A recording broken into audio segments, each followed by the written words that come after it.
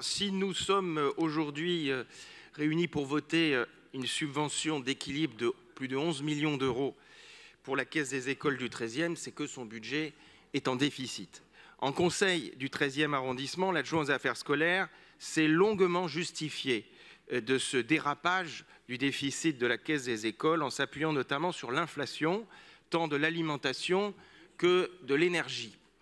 Le maire a renchéri en se félicitant d'une traditionnelle bonne gestion de la Caisse des écoles. Pourtant, si l'on reprend les chiffres des 3 dernières années, on observe que le déséquilibre est non seulement systématique, mais surtout qu'il s'aggrave.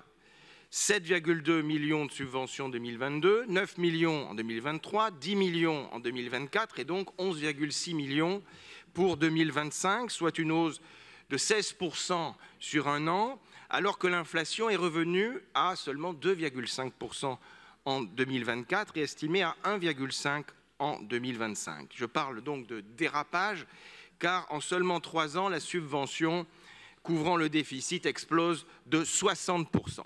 Alors comment l'expliquer? Puisque l'inflation ne peut pas être la cause de ce déficit, ou n'être qu'une explication secondaire, il faut s'interroger sur les raisons structurelles.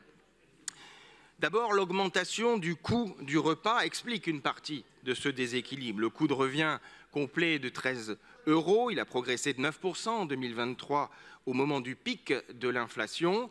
Personne ne peut remettre en question le bien fondé de la hausse du prix des repas si la qualité de la nourriture fournie à nos enfants s'améliore.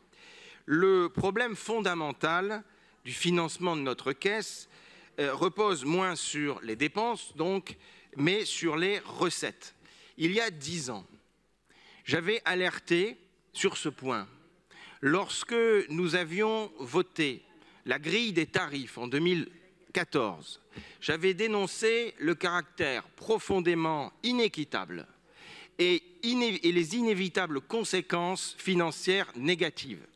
En faisant payer le même repas, 13 centimes pour certains, 7 € pour d'autres, soit plus de 50 fois plus, je prévoyais que cela entraînerait le départ des enfants issus des classes moyennes et supérieures et donc d'importantes pertes de recettes.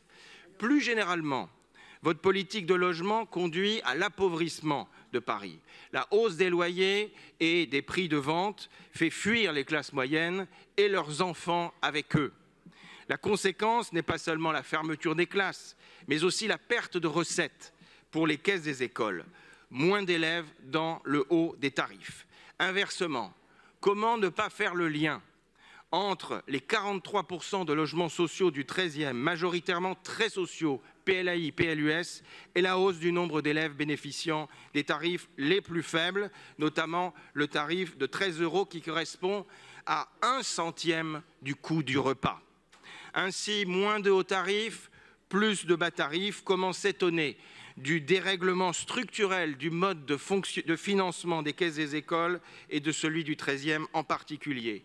Nous ne pouvons pas cautionner plus longtemps votre mauvaise gestion. C'est pourquoi nous nous abstiendrons sur cette délibération.